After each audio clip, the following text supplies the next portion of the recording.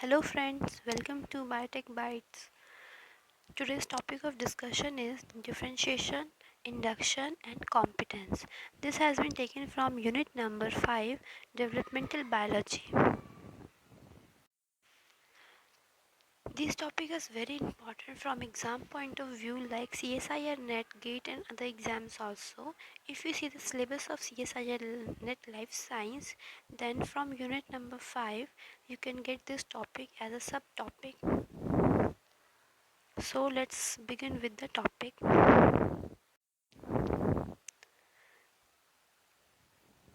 These are some references from which I have taken the content of today's lecture. So developmental biology by Gilbert and principle of developmental biology by Lewis Wolpert.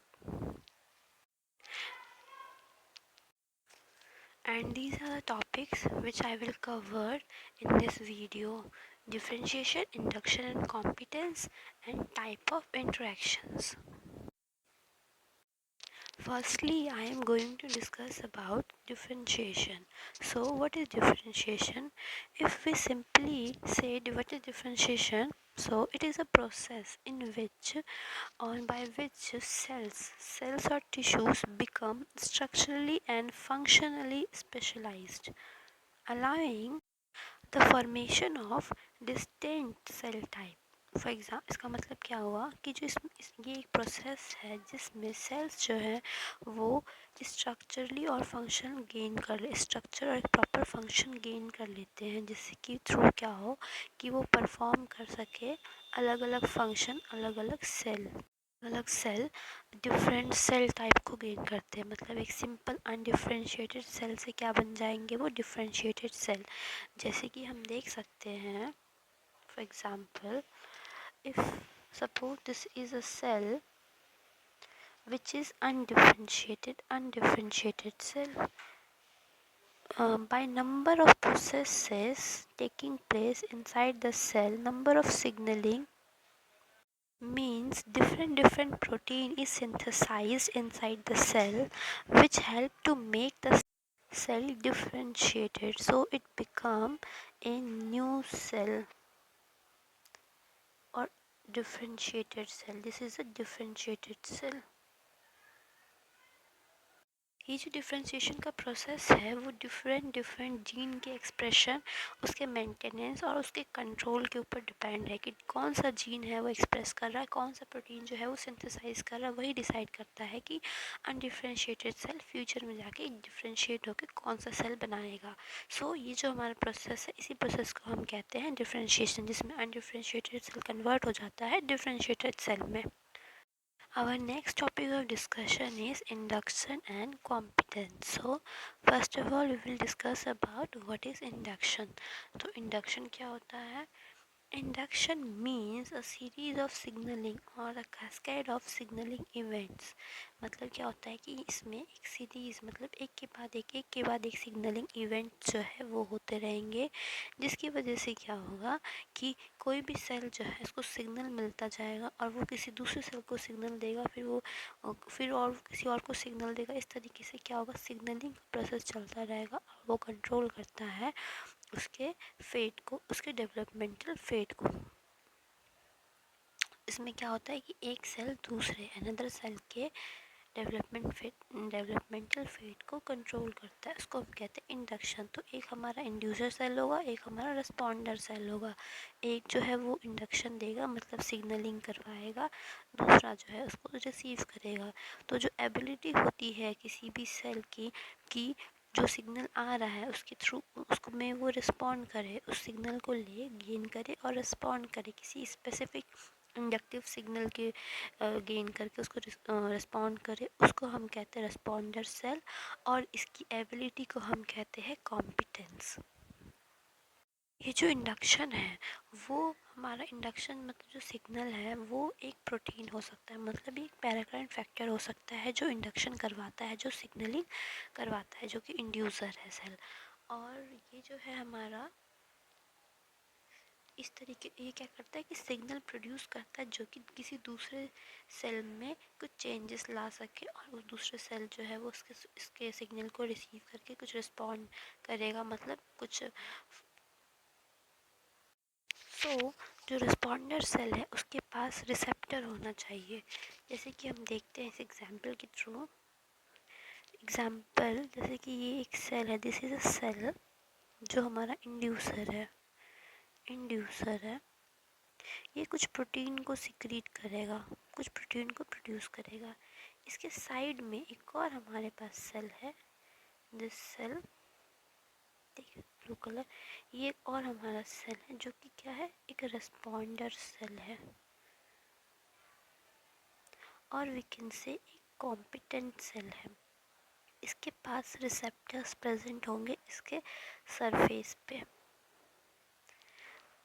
जब ये हमारा जो signalling molecule जो है, जब ये signalling देगा inducer, वो इस सेल के रिसेप्टर के साथ जाके अटैच हो जाएगा और इसके अंदर सिग्नलिंग करवाएगा, और जो रिस्पॉन्डर सेल है वो उस सिग्नलिंग, उस प्रोटीन, उस पैराप्लाइन फैक्टर को रिसीव करेगा और कुछ रिस्पॉन्ड करेगा।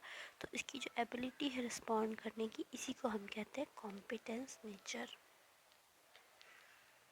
और फिर जाके वो आगे कोई भी फेट गेन कर लेगा, किसी और फेट गेन कर लेगा।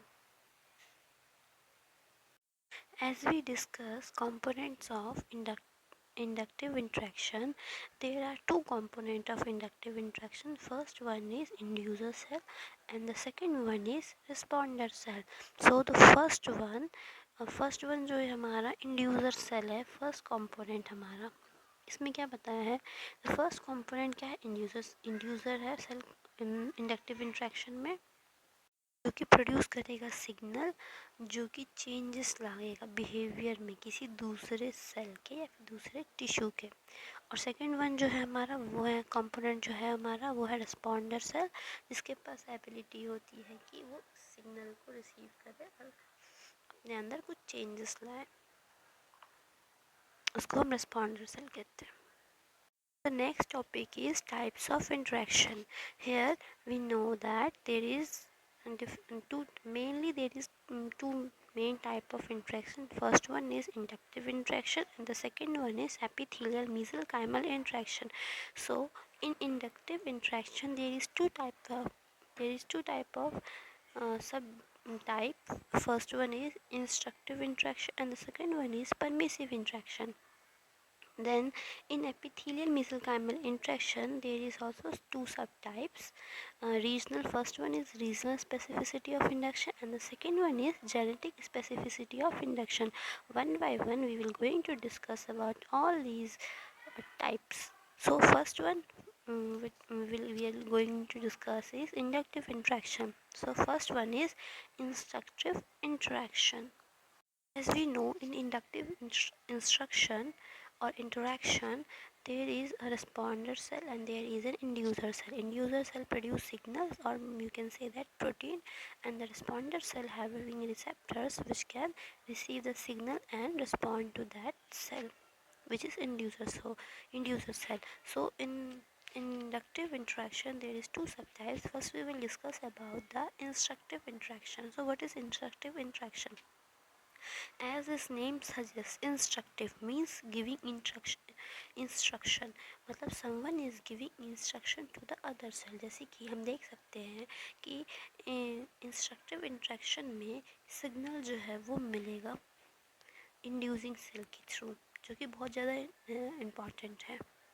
क्यों इम्पॉर्टेंट है? क्योंकि वही इनिशिएट करवाएगा न्यू जीन के एक्सप्रेशन को, किसके अंदर, रिस्पॉन्डर सेल के अंदर, बिना इंड्यूसिंग सेल के, बिना मतलब without the inducing cell responder cell का तो कोई काम ही नहीं, वो नहीं डिफ्रेंशिएट कर सकता, मतलब अपने फेट को गेन नहीं कर सकता, proper structure, proper specialise function को गेन नहीं कर सकता, इसीलिए उसको सिग्नल की नीड होती है।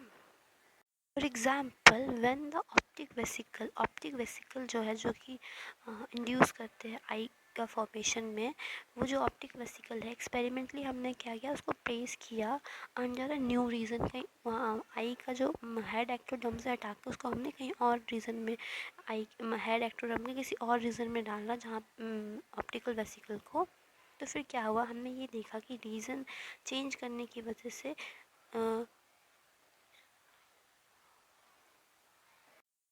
तो फिर क्या हुआ कि अगर हम एक्सपेरिमेंटली, हाँ, ऑप्टिक वेसिकल को वहाँ से उसके प्लेस से हटा के, मतलब उस प्लेस से हटा के हमने न्यू रीजन में रख दिया, किसी भी मतलब हेड एक्टोडर्म के न्यू रीजन में जब हमने उसको रखा तो क्या देखा हमने एक्सपेरिमेंटली कि वहाँ पे जो मतलब किसी और रीजन वाले में उसने लेंस फॉर्मेशन करवा दी, जहाँ से हमने उठा के रखा था उसको जिस न्यू रीजन में, उस न्यू रीजन के सेल्स को उसने कन्वर्जन इंस्ट्रक्शन दिया कि वो जो न्यू सेल्स हैं वो क्या करें, हेड लेंस की फॉर्मेशन करे, आई के लेंस की फॉर्मेशन करे। इसी वजह से हम इसको कहते हैं इंस्ट्रक्टिव इंट्रैक्शन, क्योंकि जब हम कि जब हमने ऑप्टिकल वेसिकल को उसके प्लेस से हटाया और किसी न्यू प्लेस पे रखा तो वहाँ पे भी वो आई के लेंस की फॉर्मेशन करवा रहा है। इसका मतलब क्या हुआ कि वहाँ के उसके आसपास के जो भी सेल्स थे ना, उसको उसने इंस्ट्रक्शन दिया कि वो सेल जो है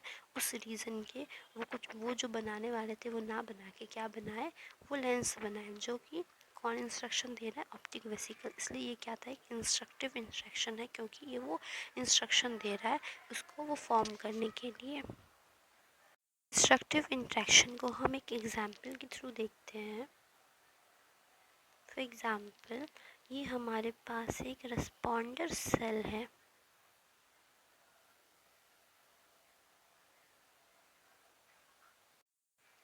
रिस्पॉन्डर सेल है हमारे पास।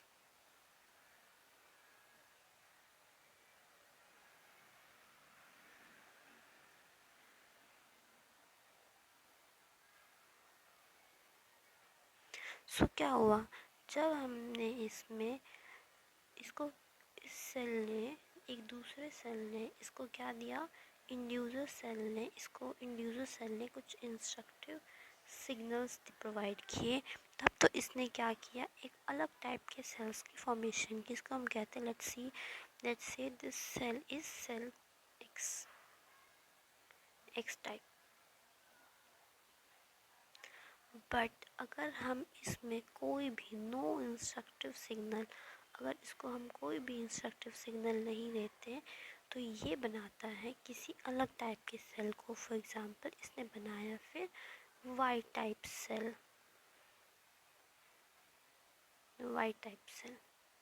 सो ये हमारा एग्जाम्पल था इंस्ट्रक्टिव सिग्नल का कि एक हमारे पास रिस्पॉन्डर सेल है, जब हम इसको किसी और सेल ने, इंड्यूसर सेल ने जब उसको इंस्ट्रक्शन दिया तब उसने सेल टाइप एक्स बनाया। जब उसको कोई भी नो इंस्ट्रक्शन, मतलब कोई भी इंडक्टिव सिग्नल नहीं मिला, कोई भी इंस्ट्रक्शन नहीं मिला, कोई भी सिग्नल नहीं मिला, तो क्या किया इसने, एक किसी और टाइप के सेल को बनाया जो जिसका डिफ़ॉल्ट फेट था उसको उसने गेन कर लिया। So our next topic is permissive interaction. So what is permissive interaction? So it is the second type of interaction, inductive interaction. यहाँ पे क्या होता है कि जो responding tissue है ना, वो उसके पास सारे potential होते हैं कि वो उसके पास जितने सारे पोटेंशियल, मतलब इतने सारे जीन जो है वो एक्सप्रेस कर सकता है। बस उसको वो एनवायरनमेंट, पहले से ही उसके अंदर जीन होते हैं, एक्सप्रेस जीन होते हैं, जो भी कुछ उसको एक्सप्रेस करना होता है सब भी उसके पास सब कुछ मिलेगा। क्योंकि बस इस परमिशन से क्या पता चला, उसको बस परमिशन की देर है, इसको फेट गेन करने के लिए बस उसको परमिशन चाहिए और उसके पास सब कुछ पहले से ही है। सारी उसने अपनी मतलब सब कुछ इंतज़ाम पहले कर रखा है, बस उसको एक परमिशन की ज़रूरत है जिससे कि वो क्या करे, कन्वर्ट हो जाए, अपने आप को डेवलप कर ले, किसमें, न्यू फेट को गेन कर ले अपने। तो इसके पास क्या है, जो भी रिस्पॉन्डिंग टिश्यू है ना, उसके पास सारे ही पोटेंशियल होते हैं जो भी इसको एक्सप्रेस करवाने हैं। बस उसको इन्वायरमेंट की ज़रूरत होती है कि जस्ट उसको वो इन्वायरमेंट मिले जो कि उसको अलाउ करे, जो भी उसके एक्सप्रेशन ऑफ उसके जो भी ट्रेड्स हैं उसको एक्सप्रेस करने के लिए बस वो इन्वायरमेंट चाहिए जिसको अलाउ करे। जैसे कि मैंने बहुत सारे टिश्यूज़ होते हैं, उनको कुछ सॉलिड सबस्ट्रेट चाहिए होता है, जैसे कि फाइब्रोनेक्टिन और लेमिनिन। जो कि उसको डेवलप करने में हेल्प करेंगे। जैसे कि द फिब्रोनेक्टिन और लेमिनिन है ना, does not alter the type of cell, उसको उसके टाइप ऑफ सेल को अल्टर करने में बिल्कुल भी मतलब काम नहीं करते, उसको सेल के टाइप को अल्टर नहीं करते, बट वो क्या करते हैं, बस उस सेल को इनेबल करते हैं कि वो सेल के पास जो भी चीज़ है डिटरमाइंड, वो उसको बस एक्सप्रेस करे। इसलिए हम इसको कहते हैं परमिसिव इंट्रैक्शन, क्योंकि बस उसको परमिशन की ज़रूरत होती है कि वो परमिशन मतलब उसको उस इन्वायरमेंट की ज़रूरत होती है, उसके पास सारा पोटेंशियल होता है, जो भी कुछ उसको एक्सप्रेस करवाना है बस उसको इन्वायरमेंट की नीड होती है, इसलिए इसको हम कहते हैं permissive interaction. Next one is epithelial mesenchymal interactions. Firstly, we need to know what is epithelia.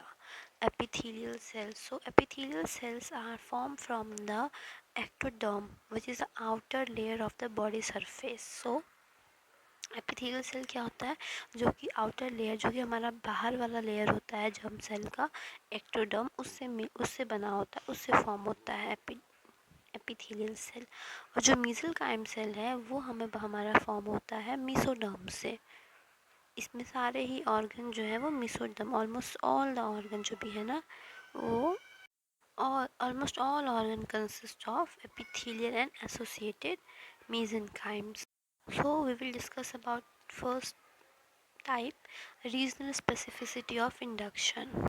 So regional specificity of induction, इसमें क्या होता है कि रीजन से हमें पता चल रहा है पर्टिकुलर एरिया या फिर पर्टिकुलर प्लेस या फिर पर्टिकुलर एरिया, हम कह सकते हैं कि इसका डर्मिस का, जो कि हमारा मेसेनकाइम, जिसको कि कहते हैं डर्मिस हमारा मेसेनकाइम है, जब वो कंबाइन होता है किसी एपिडर्मिस के साथ, इन चिक का एग्जांपल देख सकते हैं, तो क्या होता है कि वो एक अलग तरीके का सेल या फिर अलग तरीके के पार्ट का फॉर्मेशन करता है। एग्जाम्पल जैसे कि यू कैन सी है, एज यू कैन सी, अगर ये हमारा विंग वाला एपिडर्मिस है, जब वो एपिडर्मिस के लेयर के साथ इंटरेक्ट करेगा तो क्या बनाएगा, wing feather. As you can see wing feather.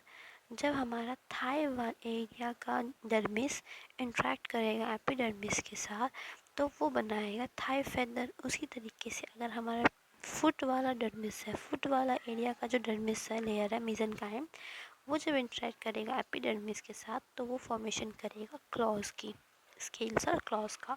तो इससे हमें ये पता चलता है कि ये रीजन के ऊपर स्पेसिफाई है। अगर विंग के एरिया वाला मेसेनकाइम इंटरेक्ट करता है एपिडर्मिस के साथ तब तो विंग फेदर बनाएगा, थाई वाला जो है वो थाई फेदर बनवाएगा, और जो फुट वाला है वो क्लॉज और स्केल्स की फॉर्मेशन करवाएगा। इसी वजह से इसको हम कहते हैं regional specific induction.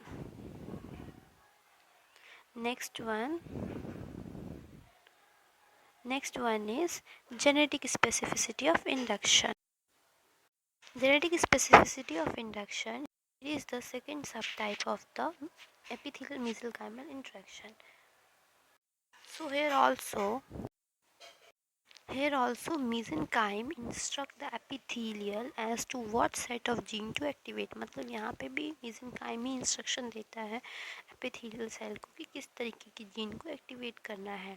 The responding epithelial, जो respond करने वाला epithelial है, can compile with these instruction only, तभी तक वो इस instruction को follow करेगा, as so far as genome permit, जब तक कि इसके genome वो जिनोम उसका परमिट करेगा उसको बनाने के लिए। फॉर एग्जांपल, इसको हम एग्जांपल के थ्रू समझते हैं।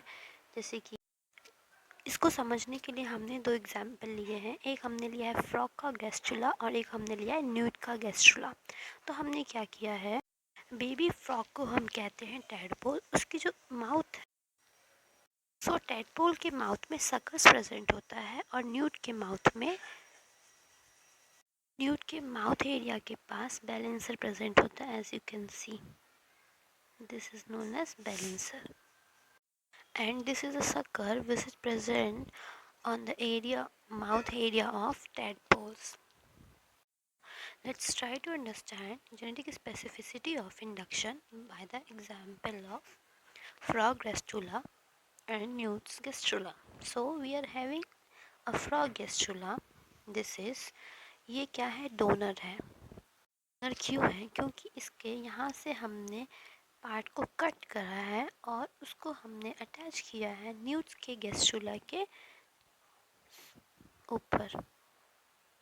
सो ये हमने क्या देखा इसके बाद, ये जो न्यूट का गैस चूल्हा है ये हमारा है रेसिपिएंट, इसके अंदर हमने इसको जब अटैच करवाया तो हमने क्या देखा, रिजल्ट में हमें न्यूट का गैस चूल्हा जो हमारा जो न्यूट है वो कैसा मिलता है, विथ फ्रॉग टैडपोल सकर्स।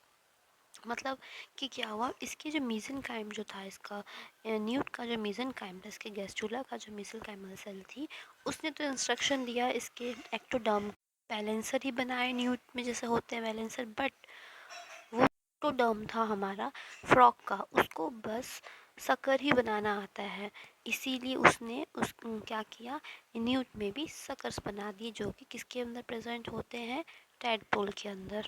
इससे हमें ये पता चलता है कि जो जेनेटिक स्पेसिफिसिटी जो थी उस एक्टोडर्म की, उसने उसको सकर ही बनने को कहा, उसको बैलेंसर नहीं बनने दिया, उसके सिग्नल मिजल कायम के सिग्नल करवाने के बाद भी। इससे हमें पता चला कि उसके अंदर जेनेटिक, उसकी जेनेटिक मेकअप जो भी था, उसका जो भी जीन्स थे प्रेजेंट, जो भी प्रोटीन प्रोड्यूस हुए थे, वो जो है बस सकर्स ही बनाना जानता था, इसलिए उसने बस सकर्स बनाया, उसके सिग्नल को नहीं देखा, मतलब उसके सिग्नल को रिसीव नहीं किया, उसके सिग्नल पे कोई भी रिएक्शन नहीं दिया उसने। सेम एग्जाम्पल एक और है हमारे पास कि जब हमने ये हमारा न्यूट का गैस चूल्हा एज अ डोनर लिया, उसके एपिडर्मल पार्ट को कट किया यहाँ से, और उसको जब हमने अटैच करवाया, अटैच कर दिया रेसिपिएंट, मतलब जो कि हमारे यहाँ पे है फ्रॉग गैस चूल्हा, तो हमने क्या देखा, जो हमारा फ्रॉग का टैडपोल है वो तो बन गया, लेकिन उसके साथ साथ क्या हमें देखने को मिला, बैलेंसर देखने को मिला, जो कि हमें कहाँ पे दिखता है, न्यूट में दिखता है, मतलब सेलेमेंडर, उसके बेबी को न्यूट कहते हैं, तो उसमें हमें जो दिखता है वो ही इसमें यहाँ पे दिखता है, क्योंकि इससे यहाँ पे भी क्या शो कर रहा है, जेनेटिक स्पेसिफिसिटी। कायम के इंस्ट्रक्शन के बाद भी उसने क्या किया, सिग्नल होने के बाद भी उसने उसके सिग्नल को नहीं रिस्पॉन्ड किया, और उसको जिस तरीके का बनाना आता था बैलेंसर, उसने वही बनाया। सो साथ हमारा टॉपिक कवर हो जाता है जो आज हमें कवर करने थे। So we come to end, thank you, and if you find this video useful, do subscribe my channel, share and like. So thank you.